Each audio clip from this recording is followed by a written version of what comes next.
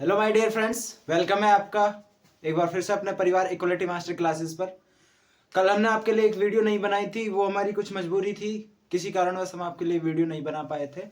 आज आपको फिर से अपनी एक वीडियो के साथ हाजिर हैं आप सभी के सामने, और एक न्यू बोर्ड क्वेश्चंस के साथ में। बोर्ड क्वेश्चन से आपका न्यूमेरिकल्स का सीबीएसई वाले जरूर ध्यान दें इस क्वेश्चंस पर, क्योंकि सीबीएसई में बहुत ज़्यादा न्यूमेरिकल्स पूछे जाते हैं। तो आपका समय जाया न करते हुए चलते हैं सीधा अपने बोर्ड क्वेश्चन की तरफ। तो बोर्ड क्वेश्चन कुछ इस तरह सा है आपका। आपको इक्वेशन दे रखी है, आपको सेल रिएक्शन दे रखी है, और आपसे पूछा गया है इस सेल रिएक्शन की नरनेस्ट इक्वेशन बनाओ और उसी के साथ साथ इसका ईएमएफ निकालो। उसी के साथ साथ क्या निकालना है आपको? ईएमएफ निकालना है। तो मैं कंप्लीट आपको किस तरह से इस न्यूमेरिकल को सॉल्व करते हैं वो कंप्लीट तरीका मेथड आपको मैं बताने वाला हूं। यहाँ पे ध्यान से सुनना है, बस ध्यान से और ध्यान से। तो आइए चलते हैं अपने क्वेश्चंस की तरफ। देखो, सबसे पहले तो ये देखना हमें दे क्या क्या रखी है इसने। हमें दे रखा है Mg2 positive, 0.01 m, Cu2 positive, 0.001 and Cu। Means that देखो, इसका मतलब होता है, ये होती है कंसंट्रेशन टर्म आपकी। ये भी कंसंट्रेशन टर्म है Mg की, मैग्नीशियम की, और ये कंसंट्रेशन टर्म है Cu की। ठीक है, यहां से तो क्लियर। कंसंट्रेशन टर्म ये वाली किसकी है? मैग्नीशियम की, और ये वाली किसकी है? कॉपर की। बीच में जो डबल स्लैश लगा हुआ है, इसका मतलब होता है ये आपका साल्ट ब्रिज कहलाता है। क्या है ये आपका? ये आपका साल्ट ब्रिज होता है। ठीक है, मैंने बताया था आपको इलेक्ट्रोकेमिकल सेल में हम दो बीकर का इस्तेमाल कर रहे थे, और दो बीकरों की कनेक्टिविटी का काम कौन कर रहा था? Salt bridge. इलेक्ट्रिकल न्यूट्रलिटी का कौन काम कर रहा था? Salt bridge. ये वही साल्ट ब्रिज है। क्लियर यहां से। और आपको दे रखा है electron potential of magnesium is -2.37 and electron potential of copper is +0.34 volt. ये सब चीजें आपको गिवन है। ठीक है, तो इसको करना कैसे होता है? देखो, इसको करने का तरीका, जब हम ईएमएफ निकालते हैं, ई सेल निकालते हैं सबसे पहले। तो ई सेल का आपका फॉर्मूला होता है E naught cathode minus E naught anode. ये फॉर्मूला होता है आपका ई नॉट सेल निकालने का। किसको निकालने का?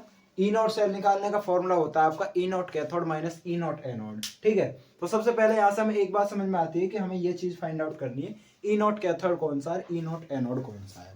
तो उसका पता लगाने का तरीका क्या है? देखो, एक सिंपल तरीका तो यह है जो मैंने काफी हद तक यूज किया है, और मैं बताता हूं। एक सिंपल तरीका है, जो चीज नेगेटिव है वो चीज आपकी एनोड कहलाती है। क्योंकि हमने आपको इलेक्ट्रोकेमिकल सेल में बताया था, जब हमने आपको इलेक्ट्रोकेमिकल सेल पढ़ाई थी, तो उधर बताया था कि जो आपका एनोड पार्ट होता है इलेक्ट्रोकेमिकल सेल के अंदर, वो नेगेटिव होता है, और जबकि जो कैथोड पार्ट होता है वो कैसा होता है? वो पॉजिटिव होता है। ये चीज हमने आपको इलेक्ट्रोकेमिकल सेल के अंदर बताई थी। Anode is the negative part and cathode is the positive part. तो यहां से अंदाजा लगा सकते हो आप कि ये वाला नेगेटिव है तो एनोड हुआ, ये वाला पॉजिटिव है तो कैथोड हुआ। एक तरीका तो है ये। दूसरा तरीका, जो जेन्युइन तरीका, जो हर किसी रिएक्शन में आपको इस्तेमाल करना है, देखो यहां से ध्यान देंगे, हमने Mg से Mg2 पॉजिटिव बनाया है। मींस दैट Mg से क्या बनाया है? Mg2 पॉजिटिव बनाया है, यानी कि इसमें से दो इलेक्ट्रॉन लूज किए हैं। भाई देखो, पॉजिटिव चार्ज आया। पॉजिटिव चार्ज कब आता है? जब इलेक्ट्रॉन लूज करते हैं। तो यहां से हमने दो इलेक्ट्रॉन को निकाला है, दो इलेक्ट्रॉन को लॉस किया है। दो इलेक्ट्रॉन निकालने के बाद वो Mg2 पॉजिटिव बना है। मींस दैट यदि यहां से हम समझे तो यहां से हमारे पास क्या हुआ है? यहां से हमारे पास लॉस ऑफ इलेक्ट्रॉन हुआ है। क्या हुआ है? Loss of electron. दूसरा, इसमें देखो, यहां पर हम गौर फरमाएंगे, Cu2 पॉजिटिव से Cu बनाया है। Cu2 पॉजिटिव से Cu बनाया है। कब पॉसिबल है? जब हम दो इलेक्ट्रॉन लें, जब हम दो इलेक्ट्रॉन को गेन करें, दो इलेक्ट्रॉन को गेन करें। यानी कि यहां पर क्या किया इसने? यहां पर किया है इसने गेन ऑफ इलेक्ट्रॉन। क्या किया है? Gain of electron. और मेरे दोस्त याद रखना, जहां भी वो बात करें लॉस ऑफ इलेक्ट्रॉन, हमेशा हमेशा लॉस ऑफ इलेक्ट्रॉन आपका एनोड पार्ट पर होता है, और गेन ऑफ इलेक्ट्रॉन हमेशा हमेशा आपका कैथोड पार्ट पर होता है। बात समझ में आई? लॉस ऑफ इलेक्ट्रॉन कहां होता है? एनोड पार्ट पर, और गेन ऑफ इलेक्ट्रॉन कहां होता है? कैथोड पार्ट पर। इस पॉइंट को याद रखना, और इस पॉइंट से आप पता लगा सकते हो क्या हुआ है। ठीक है, तो यहां से हमने एक बात पता लगाई, यहां से इलेक्ट्रॉन लूज हुए थे मैग्नीशियम में, और लॉस ऑफ इलेक्ट्रॉन एनोड में होता है। तो कहने का मतलब जो मैग्नीशियम वाला पार्ट है वो क्या होगा? आपका एनोड। वहीं दूसरी ओर जो कॉपर है उसमें गेन ऑफ इलेक्ट्रॉन हुआ है, और गेन ऑफ इलेक्ट्रॉन हमेशा कैथोड पर होता है। तो ये Cu2 पॉजिटिव कौन सा पार्ट रहेगा? आपका कैथोड पार्ट रहेगा। ये बात समझ में आई? ये कैथोड, ये एनोड। तो रखते हैं इनकी वैल्यू। कैथोड की वैल्यू कितनी है? +0.34, माइनस एनोड की वैल्यू कितनी है? -2.37। 2.37। इसको सॉल्व करेंगे तो 0.34 माइनस माइनस प्लस 2.37, और इसको सॉल्व किया तो ये आ गया 741 336 एंड 7 एंड 2 2.71 वोल्ट। ये आपकी ई नॉट ऑफ सेल निकल कर आ गई। क्या आ गई? ई नॉट ऑफ सेल निकल कर आ गई। कितनी आ गई? 2.71 वोल्ट। ठीक है, ई नॉट सेल तो सभी निकाल लेंगे। उसके बाद ई नॉट सेल निकालने के बाद आपको क्या निकालना है? आपको निकालना क्या है? हमें निकालना था आपका नर्नेस्ट इक्वेशन। देखो नर्नेस्ट इक्वेशन क्या होती है वो देख लो। नर्नेस्ट इक्वेशन ये होती है ई सेल बराबर E naught of cell minus 0.0591 upon N log. अब यहाँ पे ध्यान देना, यदि यहाँ पे आपने माइनस लिखा है तो ऊपर एनोड पार्ट लिखोगे और नीचे कैथोड पार्ट लिखोगे। यदि यहाँ पे प्लस लिखते तो ऊपर आपको कैथोड पार्ट लिखना होता, नीचे आपको एनोड पार्ट लिखना होता। क्लियर? तो मैंने माइनस लगाया, माइनस का मतलब एनोड पार्ट को मैं ऊपर लिखूंगा और कैथोड पार्ट को नीचे लिखूंगा।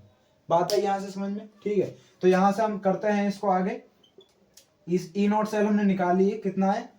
2.71 माइनस 0.059 अपॉन एन। एन क्या होता है? एन होता है आपका नंबर ऑफ इलेक्ट्रॉन लॉस और गेन। एन क्या होता है? नंबर ऑफ इलेक्ट्रॉन लॉस और गेन। कितने इलेक्ट्रॉन हमने लिए और दिए हैं, तो मैंने अभी सॉल्व करके बताया था। 2 इलेक्ट्रॉन को ले रहे थे और 2 को ही दे रहे थे। 2 इलेक्ट्रॉन को ले रहे थे और 2 को ही दे रहे थे। ठीक है, तो एन की वैल्यू हो गई यहां से 2, ये 2 लिख दिया। उसके बाद लॉग एनोड की concentration term means that MG की कंसंट्रेशन टर्म कितनी है? 0.001 एम, 0.01 लिख दिया। वहीं कैथोड की कंसंट्रेशन टर्म कितनी है? 0.0001। ठीक है, इतना बात समझ में आया सभी को? अब इसके बाद क्या करना है? इसके बाद इसको सॉल्व करना है, कुछ नहीं करना है। ये आपका 2.71 रहेगा और उसी के साथ इसको यदि हम सॉल्व करें, 2 से इसको डिवाइड करें तो 0 का 0, 0 का 0, 2 2 4 और 2 9 18 एंड 2 5 10, 0.0295 आ जाएगा, 0.0295। वहीं यदि हम लॉग को सॉल्व करें तो इसके पॉइंट हटाने के लिए ऊपर हमें 10,000 से मल्टीप्लाई करनी पड़ेगी और इसके पॉइंट हटाने के लिए हमें नीचे 1000 से मल्टीप्लाई करनी पड़ेगी। 3 0 से 3 0 कट जाएगी, ऊपर बच जाएगा आपका 10। तो आ गया 2.71 माइनस 0.0295 लॉग 10। और लॉग 10 की वैल्यू आप सभी को पता कितनी होती है? 1 होती है। कितनी होती है? 1। 2.71 माइनस 0.0295 इंटू 1, और 1 की मल्टीप्लाई करने पर कोई फर्क नहीं आएगा। 2.71 माइनस 0.0295। अब 2.71 में से माइनस 0.295 को सब्सट्रैक्ट करेंगे, ये रहा 2.71। इसमें से माइनस 0.0295, 0 बढ़ा लेते हैं, इधर 0 बढ़ा लेते हैं। 10 में से 5 गए तो आपके 5, और 9 में से 9 गए 0, 10 में से 2 गए 8, और 6 का 6 और 2 का 2, तो 2.6805, 2.6805 ये आपका आंसर आ जाएगा। ये आपकी ई सेल निकल कर आ जाएगी। ठीक है, तो इस तरह से करना होता है कंप्लीट।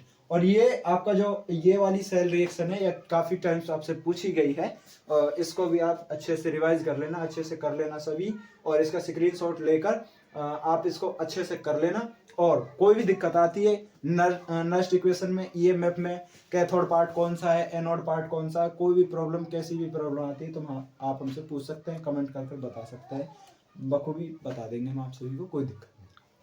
ठीक है, कोई दिक्कत सभी को के लिए यहाँ से कर लेना।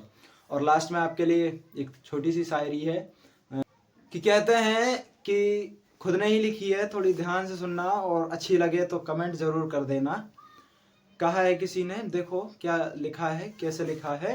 कहते हैं कि यदि मुस्कुराता हुआ मिलूं तो जिंदा इंसान कह देना, और भीड़ में चलता हुआ मिलूं तो मुसाफिर कह देना, और यदि तन्हाइयों में अकेला बैठा हुआ मिलूं तो जिंदा लाश कह देना, जिंदा लाश कह देना।